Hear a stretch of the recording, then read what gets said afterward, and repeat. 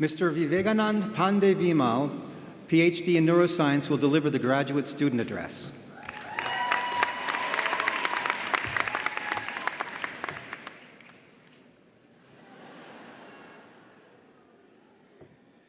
Dear Mother Earth, who has given us all life, and my beautiful Brandeis family, today we momentarily rest upon the moving tectonic plates of destiny, where we can smell the freshly pressed and compressed perfume of nostalgia, and where glistening all around us is a constellation of celebration. Am I right?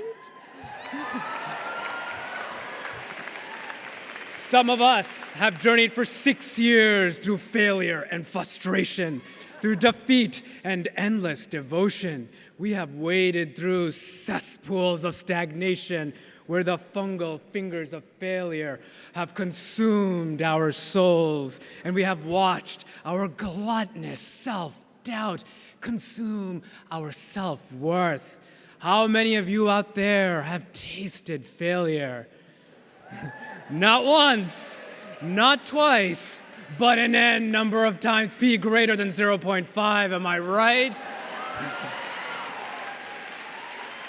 And how many of you have gone to a human party with human music and human connections where you've had to explain your thesis, and after stripping away all the jargon and nuance, a party person has always ended up saying, "Oh, isn't your thesis kind of obvious?"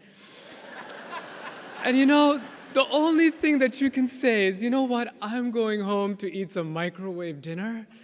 And as you run and run and run, holding your shattered heart, you ask, why did I ever even do this? We did it because we want to live and we want to dream and fall in love with something beautiful. We did it because we want to explore the vastness of the universe and give birth to an idea never before seen in the entire history of humanity. And to reach it, we have spent years with recurrent devotion and a singular focus on an incrementally small thesis, waiting for our truth unto its innermost parts to emerge from a primordial soup of knowledge. It is this training that has opened our divine eye and allowed us to see within every infinitesimal drop an infinite universe of beauty upon which we can build our palace of collaboration. And to many others, this world may be boring and drenched in monotony, but not to us. We do not demonize bacteria, viruses, and venom. We find beauty in them, and we make them our allies in the battle against diseases.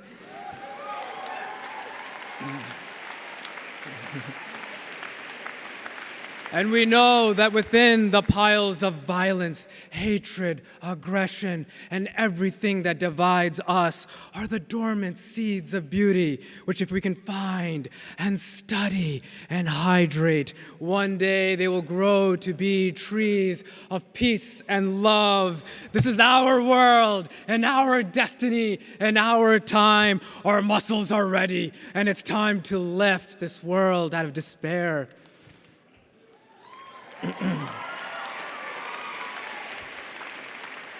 The true destiny of humanity is not to hibernate in divided silos of seclusion, but to rather resonate in harmony with a united humanity. But how can we unite a divided world? It seems impossible, and yet we have already begun.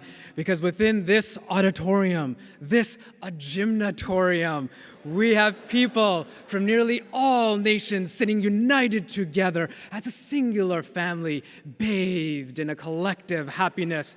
All that we need to do is grasp and nurture these connections and never let go. And as we disseminate across the planet, planet, our network of love will expand and span across all nations, and nothing will be able to stop us, especially if we actively bring people with opposing views into our families and through conversations navigate around the fangs of differences to find the fertile crescent of commonality. There will always be those that say, don't interact with the other side, but let those philosophical extremophiles on both sides live in their sulfuric underwater volcanoes of hatred.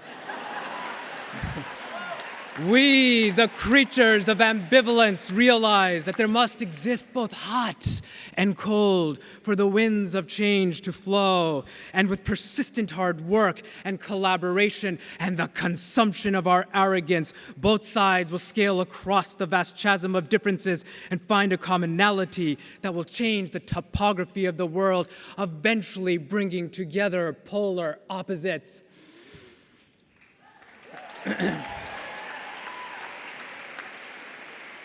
And to my beautiful United States of America, diversity can divide, but only if you don't moisturize with love. If America's identity is innovation, then we are blessed with the tools of collaboration. We can walk into any cafeteria and find Americans that have roots meandering into every known nation. Only here can we assemble a small United Nations every time that we go and party. And only here can we create a multinational business or NGO or collaboration that can span the entire planet. Our greatest asset is not fracking oil, but rather friendshipping humans. If we can generalize these solutions, together we can solve some of humanity's most unsurmountable problems. That is why, when I look across the beautiful landscape of America, I do not see rusted tombstones, but rather resilient towns waiting for the monsoons of collaboration that we will bring to form nourishing rivers that spread like capillaries across all the lands. And I do not see American carnage, but rather American collaboration that will bring together all the divided nations of this world.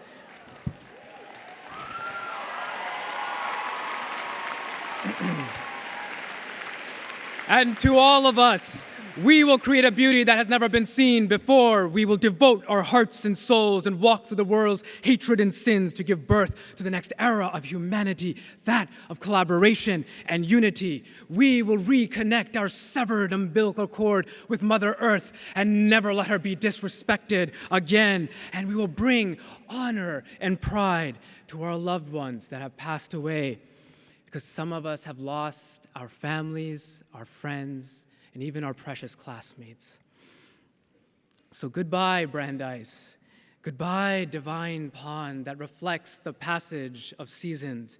Goodbye, turkeys, rabbits, squirrels, and especially lab rats. Goodbye, mountain upon which Brandeis is built that has given us all buns of steel. Goodbye, weight room that has a womb-like warmth incubated by a mixture of both local and international body odors. Goodbye, magical castle that will forever live in our hearts. And most of all, goodbye, my beautiful Brandeis family. Thanks.